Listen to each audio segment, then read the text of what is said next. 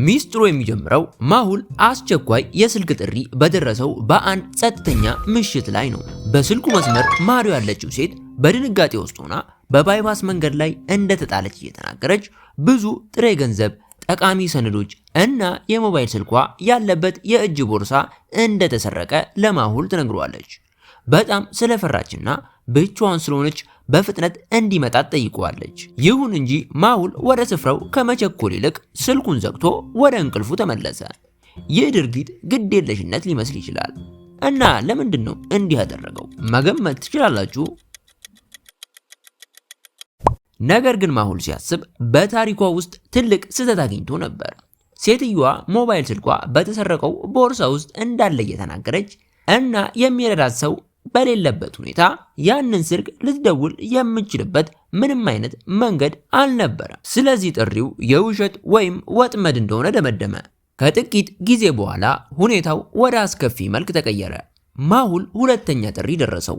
በዚህ ጊዜ ደዋዩ ቀደም ብሎ ሴትዮዋ ባለችበት በዚያ ባይፓስ መንገድ ላይ አንዲት ሴት አስክሬን መገኘቱን ነገረው። አሁን እውነተኛ ወንጀል እንደተፈጸመ የተረዳው ማሁል ወዲያውኑ ወደ ስራ ገባ። ረዳቱን አሊያ ለመጥራት ቢሞክርም እሷ ግን ለመተኛት ስልኳን አጥፍተው ነበር። ረዳቱን በማጣቱ ተበሳጭቶ ማሁል ብቻውን ወደ ባይፓስ መንገድ ለመሄድ ወሰነ። ወደዚያ ለመድረስ በሶስት የተለያዩ መንገዶች መካከል ምርጫ ማድረግ ነበረበት። አንደኛው መንገድ በርካታ ህፃናቶች የሚጫወቱበት መንገድ ነው። ነገር ግን ሁሉም ህፃናቶች አይኖቻቸውን በጨርቅ ታስረው ነው የሚጫወቱት። ሁለተኛው መንገድ ደግሞ የ2000 ኪሎ ግራም የክብደት ገደብ ያለው አሮጌ ድልድይ ነው። የማሁል መኪና ክብደት 1990 ኪሎ ግራም ነው። ሶስተኛው መንገድ በትልቅ የወደቀ ዛፍ ሙሉ በሙሉ የተዘጋ መንገድ ነው። ስለዚህ የትኛውን መንገድ ይምረጥ? ማሁል የሁለተኛውን መንገድ ስሌት በፍጥነት አሰላ። መኪናው 1990 ኪሎ ግራም ሆኖ እሱ ራሱ ቢያንስ 70 ኪሎ ግራም ስለሚመዝን አጠቃላይ ክብደቱ 2060 ኪሎ ግራም ይሆናል። ይህ ደግሞ ድልድዩ እንዲፈርስ ያደርገዋል። ሶስተኛው መንገድ ደግሞ በፍጹም የሚያሳልፍ አይደለም። ስለዚህ የመጀመሪያውን መንገድ መረጠ። ህፃናቶቹ አይናቸው ቢታሰርም መስማት እንደሚችሉ ያውቃል። በመኪናው ክላክስ በመጠቀም መንገዱን አስለቅቆ በባይፓስ መንገድ ላይ ደረሰ። ማሁል እዚያ ሲደርስ ሱኒታ የተባለችው ተጎጂን አገኘ። ጥንቃቄ የተሞላበት ምርመራም ካደረገ በኋላ አንድ የሚያስደነግጥ ዝርዝር አስተዋለ። የሱኒታ እጅ ተጎድቷል። በቁስሉ ላይ ያለው ደም ግን ደርቋል። ከሁሉም በላይ ደግሞ በአስክሬኑ ዙሪያ መሬት ላይ ምንም አይነት ደም አልነበረም። ይህ ማሁልን ወደ አንድ አስገራሚ መደምደሚያ ደረሰው። ግድያው የተፈጸመው እዚህ ቦታ ላይ አይደለም። አስክሬኑ ሌላ ቦታ ተገድሎ ፖሊስን ለማሳሳት ወደ ባይፓስ መንገድ ተጥሎ ነበር። ማሁል አምቡላንስ ጠርቶ አሽከርካሪው እስከ ዶክተር ሳንጃና ላብራቶሪ ድረስ እንዲከተለው አዘዘው። ጊዜ ለመቆጠብም በጥቅጥቅ ጫካ ውስጥ አቋራጭ መንገድን ተከተሉ። ጉዞ በሌላ የወደቀ ዛፍ ተቋረጠ። ማሁል ግራ ተጋብቶ የዛፉን ግንድ ሲመረምር ቁርጥራጩ ንጹህ እንደሆነና የተቆረጠው በተፈጥሮ አውሎ ነፋስ ሳይሆን በመሳሪያ መሆኑን አስተዋለ። ከዚያም በላይ ቅጠሎቹ አሁንም አረንጓዴና ትኩስ ነበሩ። ይህም ዛፍ የተቆረጠው ከጥቂት ደቂቃዎች በፊት መሆኑን ያሳያል። ማሁል ከባዱን ግንድ ለማንቀሳቀስ ሲሞክር ሁለት ሰዎች ሊረዱት መጡ። ማሁል በአንድ በኩል በከፍተኛ ጥረት ሲያነሳ፣ ነገር ግን ምንም ነቅነቅ አይልም። ምን እየተፈጠረ እንዳለ ማወቅ ትችላላችሁ?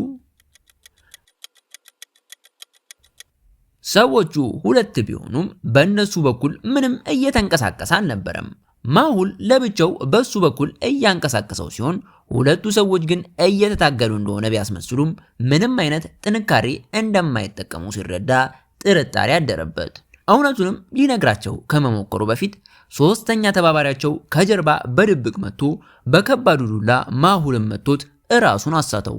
ወንጀለኞቹ ማሁልን እየጎተቱ ሊወስዱት ሲሉ አሊያ በስኬትቦርዷ በመድረሷ እቅዳቸው ተቋረጠ። ሴት ስለሆነች ብቻ የናቃት አንዱ ሰው ሊያጠቃት ሲሞክር አሊያ የድብድብ ጥበቧን ተጠቅማ በሰነዘረችበት ጠንካራ እርግጫ ወዲያውኑ መሬት ላይ ዘረረችው። በችሎቷ የደነገጡት ሌሎች ሁለት ፈሪዎች ወደ ጫካው እየሮጡ አመለጡ። አሊያ ማሁልን በውሃ ካነቃችው በኋላ ወደ ዶክተር ሳንጃና ላብራቶሪ አመሩ። ወደ ተቋሙ ለመግባት የዶክተር ሳንጃና በር በኮድ የተቆለፈ ነበር። ስለዚህ መፍታት አለባቸው። ከነዚህ ውስጥ ልዩ የሆነው የቱ ነው?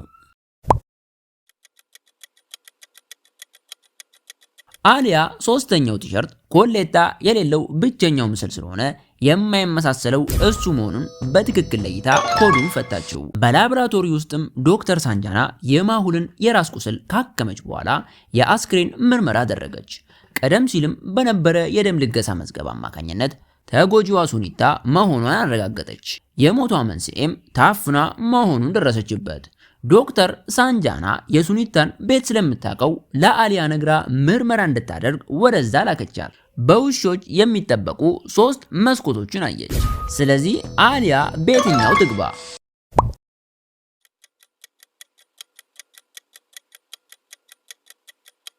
ሁለቱ ውሾች በረጅም ገመድ ታስረዋል። ነገር ግን በሁለተኛው መስኮት አጠገብ ያለው ውሻ በጣም በአጭር ሰንሰለት የታሰረ መሆኑን አስተዋለች። በዚያ መስኮት በኩልም በሰላም ገባች። በውስጥም ዞር ዞር እያለች ስታጣራ አንድ ሰው ተቀምጦ በረጋ መንፈስ ምግብ ሲበላ አየችው። ሰውየው እሷን በማየቱ ተደናገጠ። አሊያም ወዲያውኑ አወቀችው። ቀደም ሲል ጫካ ውስጥ በረገጠችው ቦታ ላይ ግንባሩ ላይ ግልጽ የሆነ ምልክት ነበረበት። ሊያመልጥ ቢሞክርም እጅ ከፍንጅ ያዘችው። ሰውየውም እዛው ወንጀሉን አመነ። ሱኒታ ጠላቱ እንደነበረችና ሰፊ ሀብቷን ለመውረስ ሲል እንደገደላት ገለጸ። ሚስጥሩም ተፈቶ የገዳዩ ዓላማ ከተጋለጠ በኋላ አሊያ ወንጀለኛው ለሕግ ተላልፎ መሰጠቱን አረጋገጠች። 1000 ሰብስክራይበር ስላልሞላ በቪዲዮ መልቀቅ አንችልም። ስለዚህ በፍጥነት ሰብስክራይብ አድርጉ።